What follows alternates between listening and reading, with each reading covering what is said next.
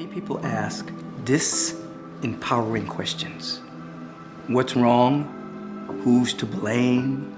Why me? Those questions keep us on a downward spiral of picking up on the database of human consciousness and all of its woes and complaints and fears and doubts and worries that move through the mind of the human experience. The real life visioning process is based upon asking questions that are empowering, that empower us. What's trying to emerge in my life? What gift do I have to give? How much power can flow through me? This is how it works. Behind every problem that we have, there's a question trying to ask itself. Behind every question, there's an answer trying to be revealed. Behind every answer, there's an action trying to be taken. And behind every action, there's a way of life trying to be born. So if you're perennially stuck in disempowering questions, your perception becomes very small, you become reactionary, and the actions that you take are just busyness. Survival busyness has nothing to do with embracing a large goal or a great vision for your life. So we ask, and I implore you to ask powerful questions. We want to ask questions. What gift am I to give to the world? What is trying to emerge in my life? You could even ask, what is my next step to take in the downloading, the articulation, and the living of my vision? Now here's the deal. As you begin to ask empowering questions, you begin to activate the soul faculty of hearing. One of the arts that have been lost in our world is the art of listening. Individuals fail to listen and they fail to comprehend. Listening is a lost art. You want to bring listening back in your spiritual practice. So in life visioning, as we begin to feel that we're surrounded by a universal presence of divine love, we begin to ask the question, what is the vision for my life? What is the universe seeking to express through me? What is the idea that the universe is trying to make as my life? What's trying to emerge? And then we have a moment of pure listening. Without judgment or censorship, we just begin to listen. And that which is called the still small voice, we begin to understand. After a while, becomes the only voice. The chatter in the mind, we no longer hear that. We begin to hear what's trying to emerge. I want you to begin to practice for a moment.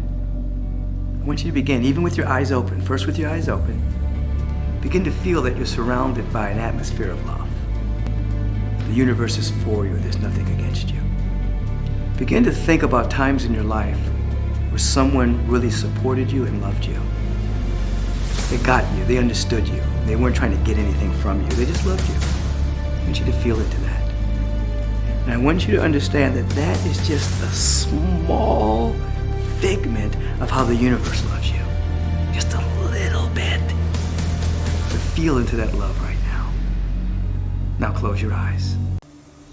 And feel that you're in a safe environment and you are truly loved. With every breath you take, that feeling of being loved is being amplified. Remember, you're on purpose. You are an on purpose with a purpose to reflect and to reveal the cosmos in a way that has never quite happened before. Now ask this question. What idea is the universe trying to express through me? What is seeking to emerge in my life? What is the universe up to as my life? Now listen.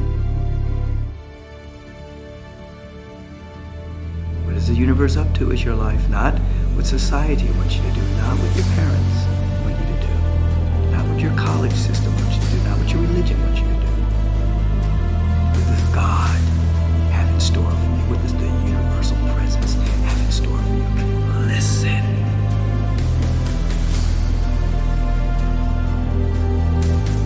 See with the inner eye. Feel with your heart. And allow it to articulate itself to you. This is a vision. It's not in the future. It's in you right now. It's speaking to you right now. Feel into it.